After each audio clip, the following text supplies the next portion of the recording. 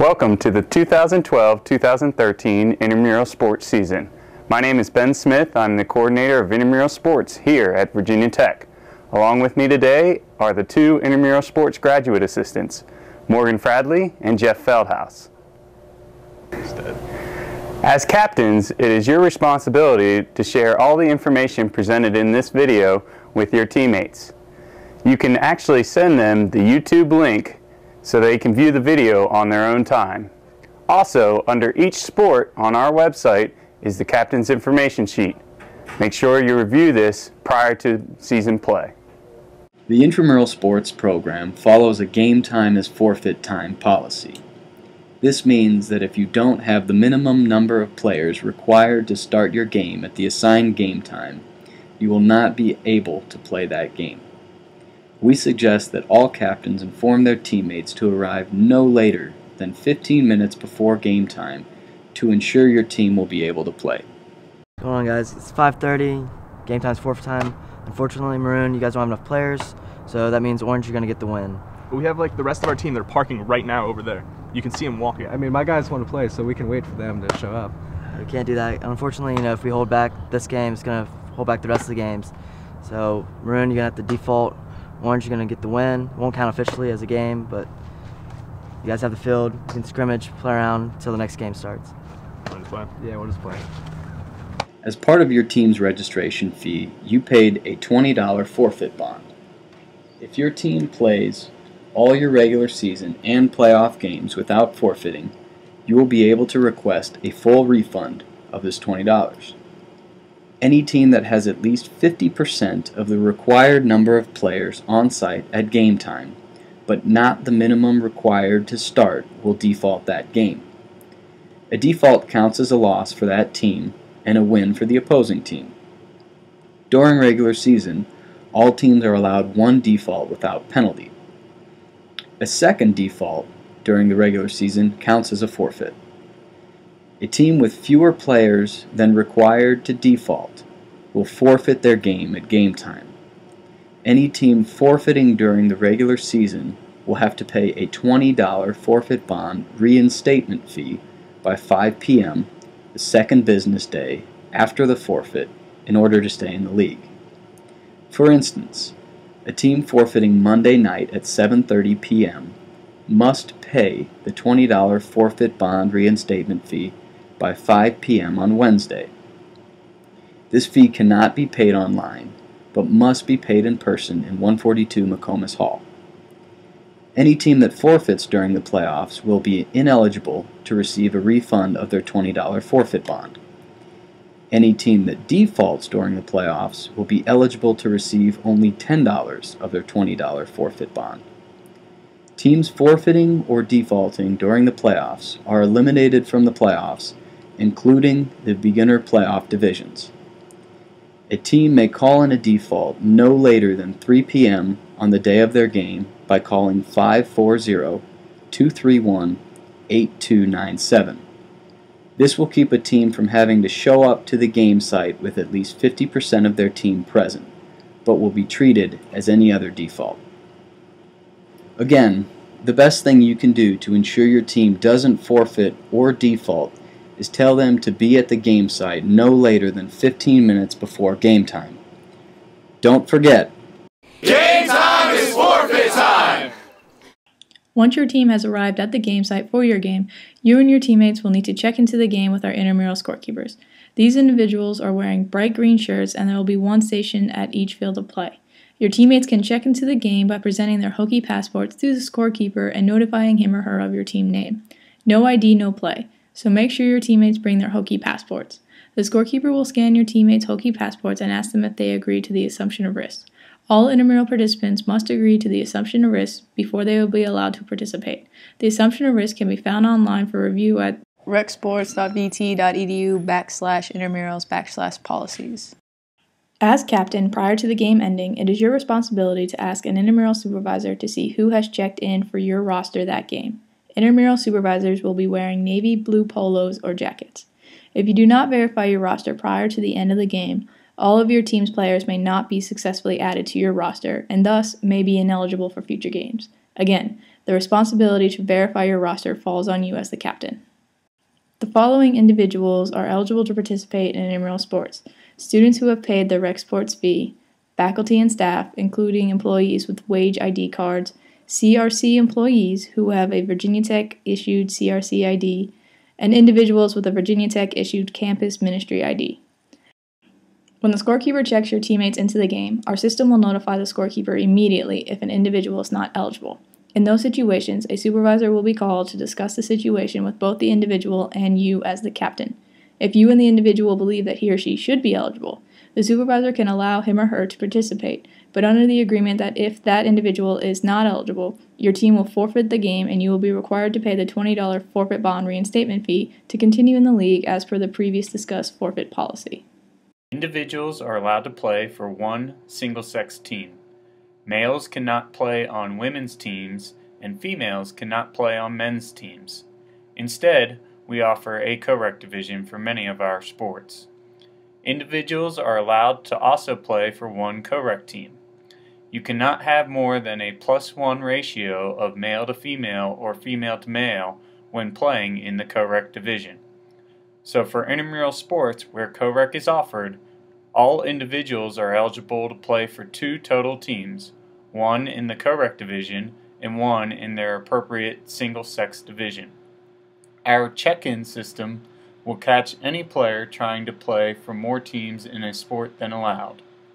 If an individual plays a single game with a team and he or she wishes to play for another team instead, he or she must do so within 7 days of playing with the first team.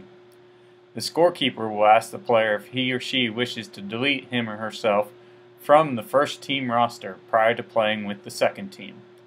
As captains, you are responsible for informing your teammates that they may only play with one team in a single-sex division and one team in a co-rec division.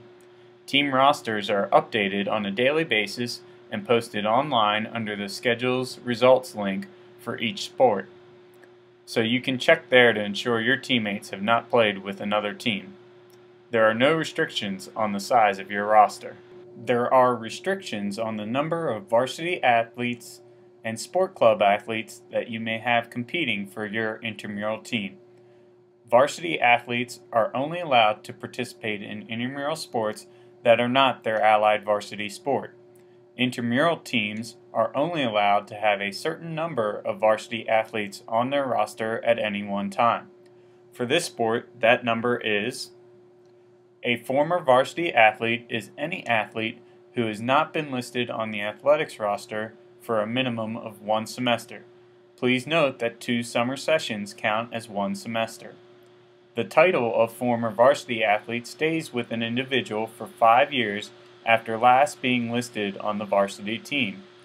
Former varsity athletes are allowed to participate in their allied intramural sport, but do count as part of the total number of varsity athletes on your roster. Sport club athletes are defined as anyone appearing on the recreational sports sport club rosters. Sport club athletes are only limited when participating in their allied intramural sport. For instance, an intramural soccer team can have an unlimited number of players from the sport club baseball team, but only a certain number of members from the sport club soccer teams. The maximum number of allied sport club athletes for this sport is: former or current professional athletes are defined as any athlete who was paid for playing a sport. Former and current professional athletes are ineligible to participate in their allied intramural sport. If you believe a team has ineligible players, you are able to file a protest. So next we are going to discuss our protest policies. If you believe a player on the opposing team is ineligible, you can submit an eligibility protest. In order to make this protest, it must be done no later than this time. Any players who show up to the game after this time must be protested immediately if you believe they are ineligible.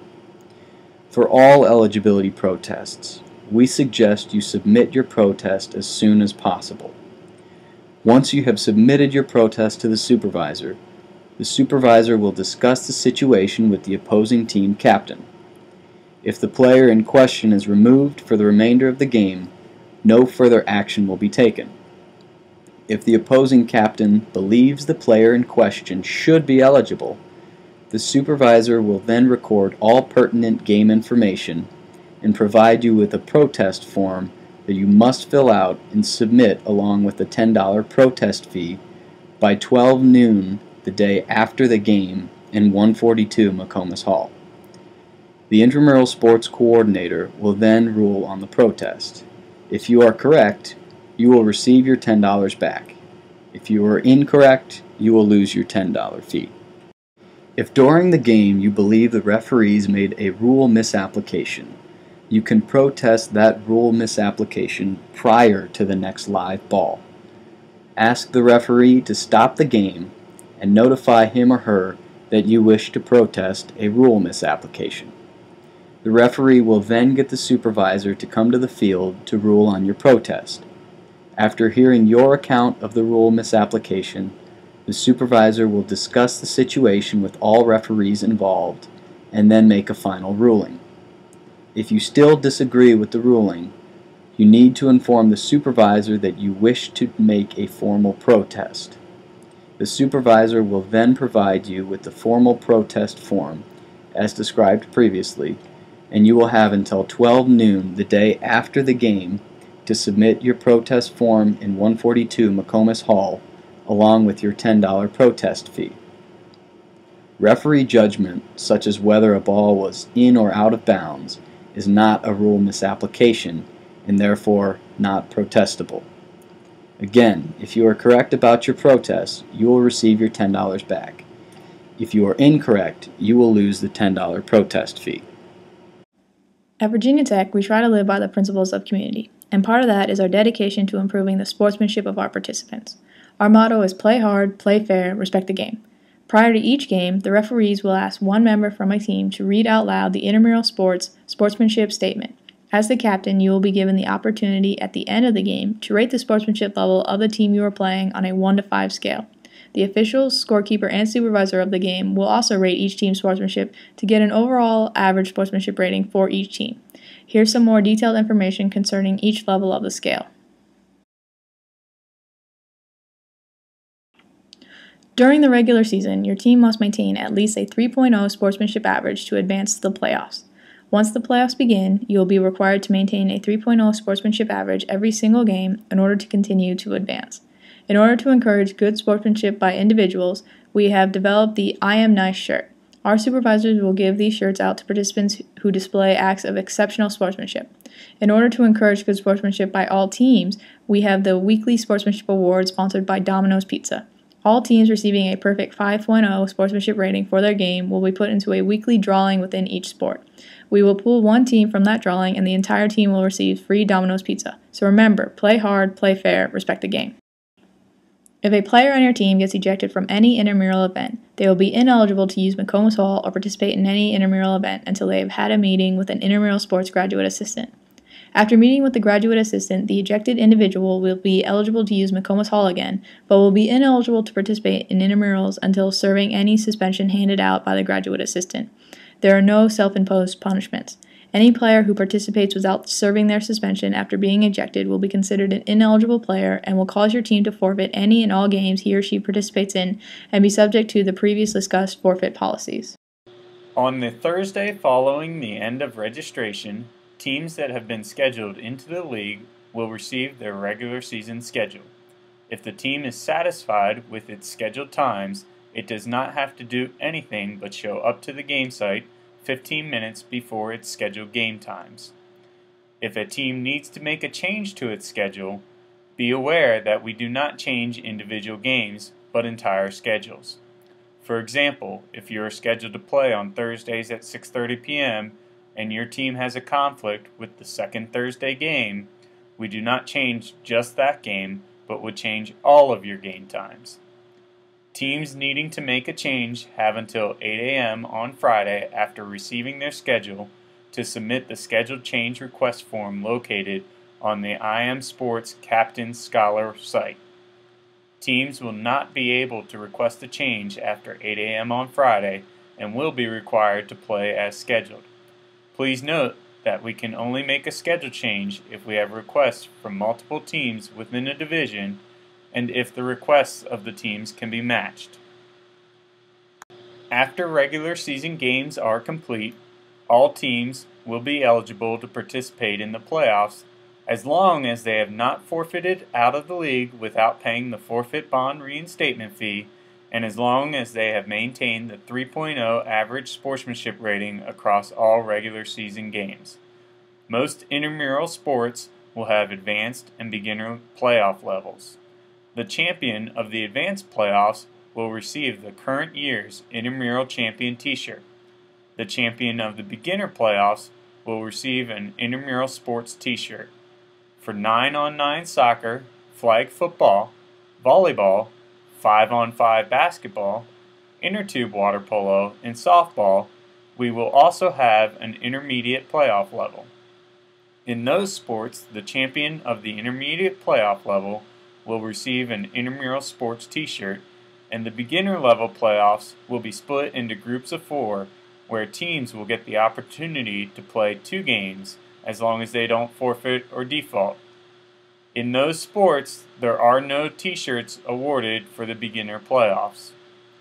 Although there are no limits on roster size, there are limits on the number of champion t-shirts that will be awarded.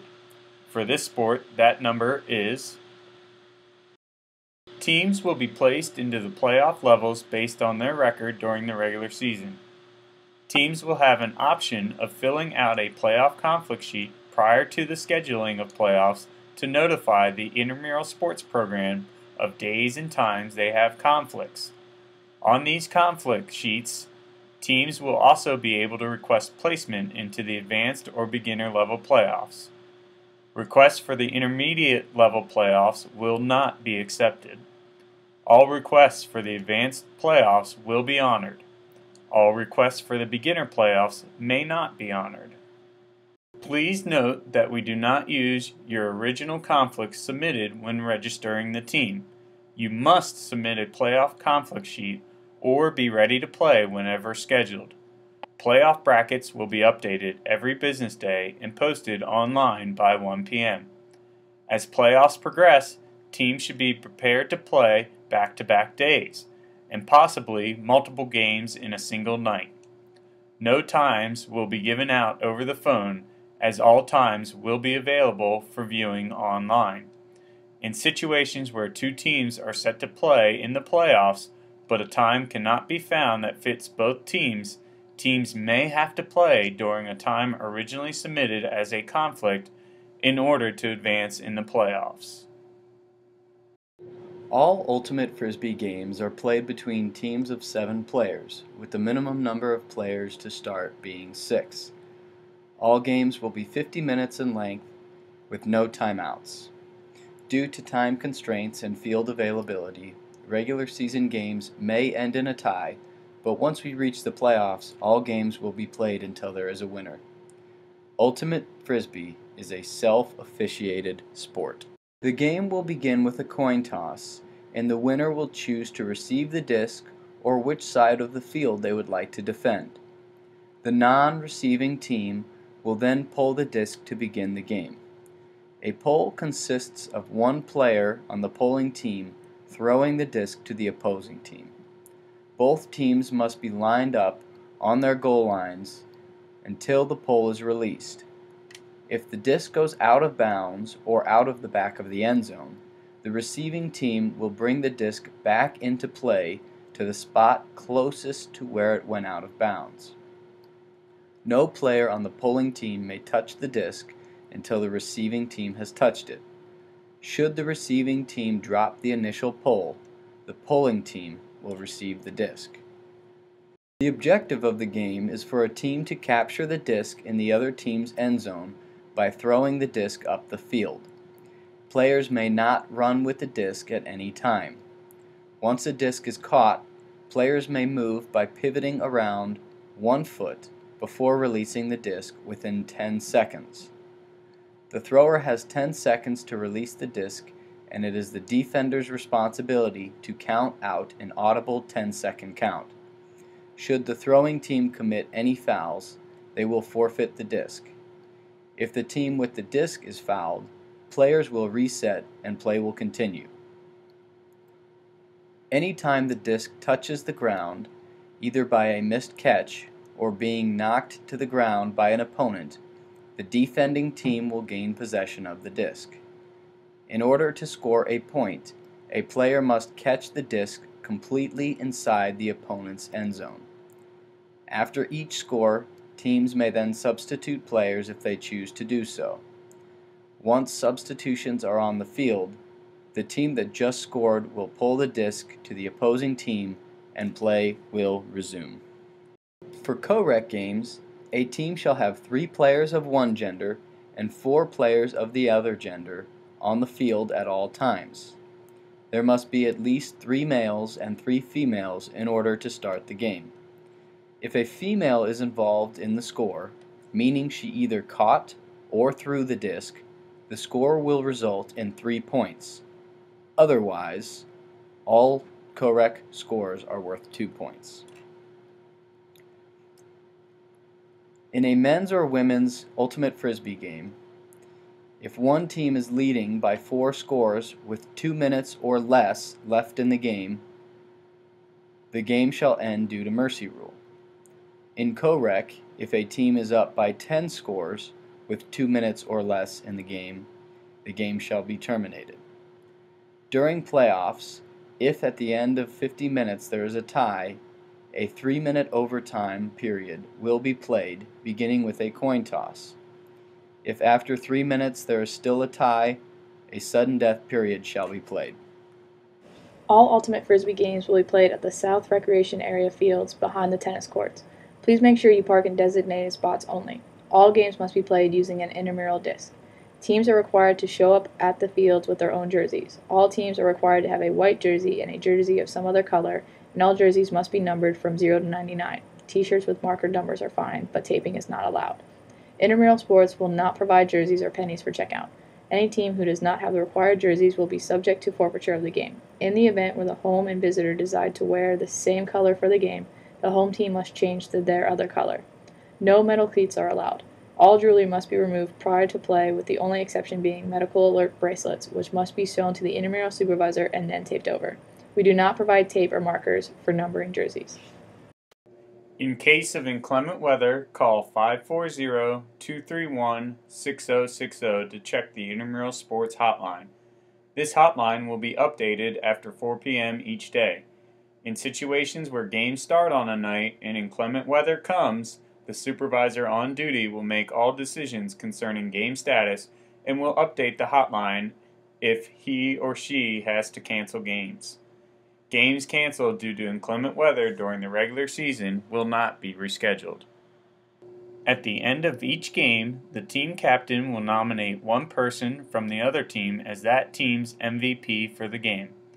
At the end of the season, we will select one individual for each division, men's, women's, and co-rec, as the MVP for that division for that sport. That individual will be recognized at the end of the year award ceremony to be held at this time. We will also select one team per sport as the sportsmanship winner of that sport. Throughout the year, teams can earn points toward the Hokie Grail by filling in their Hokie Grail team information during registration. Throughout the year, Intramural Sports will send out surveys to participants to get feedback for our top 10 team names. Both the Hokie Grail winners and top 10 team name winners will be recognized at the awards ceremony. Captains who watch this video and complete the online test with a perfect score by 5 p.m. on the Monday after registration closes will be scheduled into the league based on when their complete registration was submitted.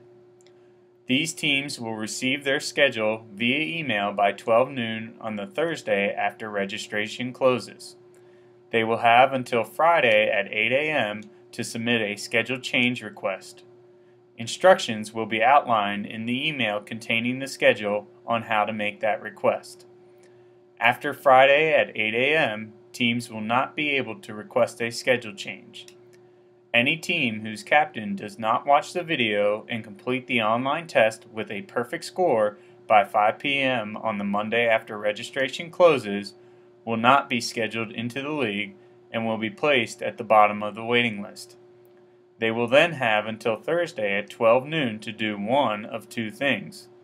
First, watch the video and complete the online test with a perfect score, or second, fill out the required refund request form online to receive a full refund of their registration fee. Teams that take the first option, watch the video, and complete the online test with a perfect score by Thursday at 12 noon will be placed on the waiting list in the order that they successfully complete the online test. If there are still spots available in the league, they will then be scheduled into the league. If there are no spots available in the league, they will remain on the waiting list. If no spots then become available during regular season, the team will be eligible to request a full refund of their registration fee. Here are the important dates that you will need to know for this sports season. We suggest you review the captain's information sheet for this sport as posted online. Also, our overall program policy manual, as well as new policies for this year, can be found here.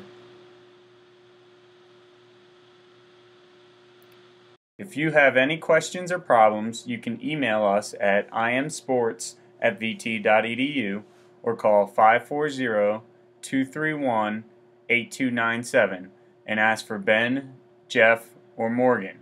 Please be aware that sometimes emails from imsports@vt.edu will go to your junk email folder, so check it on a daily basis.